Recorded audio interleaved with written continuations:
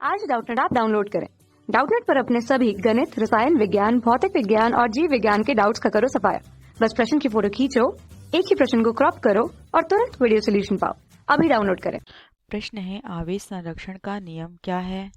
एक उदाहरण भी दीजिए। ठीक है, तो आवेश संरक्षण का जो नियम होता है वह इस प्रकार होता है कि अगर कोई पृथक्कृत निकाय नहीं है, ठीक है, अगर कोई पृथक्कृत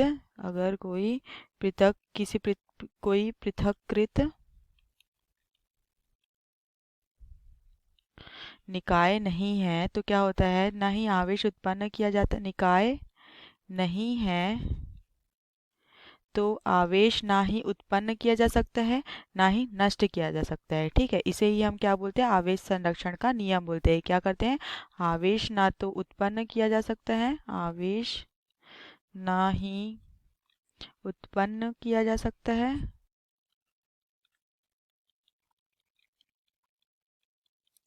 ना ही नष्ट किया जा सकता है, ना ही नष्ट किया जा सकता है। यही क्या है, आवेश संरक्षण का नियम है। ठीक है, यही क्या है, आवेश संरक्षण का नियम है।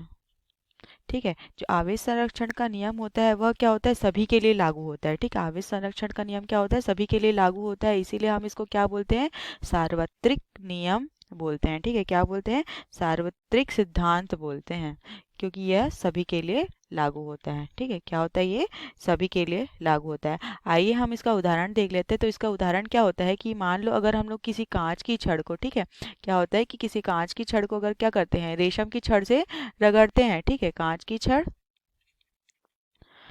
की छड़ और रेशम की छड़ से रगड़ते हैं तो क्या होता है कि जितना आवेश इनको रगड़ने के से क्या होता है, घर्षण के कारण आवेश उत्पन्न होता है। ठीक है, तो जितना धन आवेश जो है कांच की छड़ में उत्पन्न होगा, उतना ही क्या होगा, ऋण आवेश क्या होगा, रेशम की छड़ में भी उत्पन्न होगा। ठीक है, इसी को हम लोग क्या बोलते हैं, आवेश संरक्षण का नियम बोलते हैं। ठीक है, ये क्या हो गया, हमारा पहला उदाहरण हो गया। ठीक है, अब हम दूसरा उदाहरण क्या देख लेते हैं। जो इसका दूसरा उदाहरण होता है वह होता है कि कोई भी परमाणु, ठीक है, कोई भी परमाणु, मान लो कोई भी परमाणु है। ठीक है, तो उसके परमाणु के नाभिक में क्या होता है, प्रोटॉन तथा न्यूट्रॉन होते हैं। ठीक है, उसके बाहर बाहर क्या होते हैं, इलेक्ट्रॉन होते हैं। क्या होते हैं, इलेक्ट्रॉन होते हैं। ठीक है, तो जितना आवेश प्रोटॉन में होता है उतना ही प्रोटॉन में धनात्मक आवेश होगा, जितना भी आवेश होगा उतना ही ऋणात्मक आवेश किस में होगा, इलेक्ट्रॉन में होगा। किस में होगा, इलेक्ट्रॉन में होगा।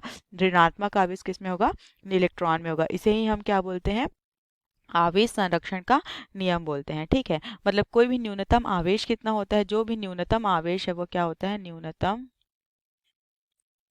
न्यूनतम आवेश जो होता है वह क्या होता है, एक इलेक्ट्रॉन के आवेश के बराबर होता है। मिनिमम एक इलेक्ट्रॉन, जिसको उसको हम लोग क्या बोलते हैं, मिनिमम एक इलेक्ट्रॉन का आवेश बोलते हैं, जो कितना होता है, 1.6 गुणित 10 की घात -19 कूलाम में होता है। ठीक है, अब ये जो आवेश होता है, ठीक है, जो आवेश होता है वो क्या होता है, एक अदिश राशि है। आवेश जो है क्या है, वो एक अदिश राशि है। ठीक है, क्या करती है, आवेश के सार्वत्रिक सिद्धांत का पालन करती है। ठीक है, और ये क्या होता है, ये जो आवेश है वो किसी के वेग पर निर्भर नहीं करता है। ठीक है, वेग पर निर्भर नहीं करता है। इस प्रकार से हमने देखा कि जो आवेश संरक्षण का नियम है वह क्या होता है, आवेश ना तो उत्पन्न किया जा सकता है और ना ही नष्ट किया जा सकता है। इसे ही हम क्या बोलते हैं, आवेश संरक्षण का नियम बोलते हैं, जो क्या है, सार्वत्रिक सिद्धांत है। यही हमारे प्रश्न का उत्तर है। धन्यवाद। कक्षा 6 से 12वीं से लेकर नीट, IIT, JEE वो एडवांस के लेवल तक 1 करोड़ से ज्यादा छात्रों का भरोसा। आज ही डाउनलोड करें डाउटनेट ऐप या व्हाट्सएप करें अपने सारे डाउट्स 8400 400 400 पर।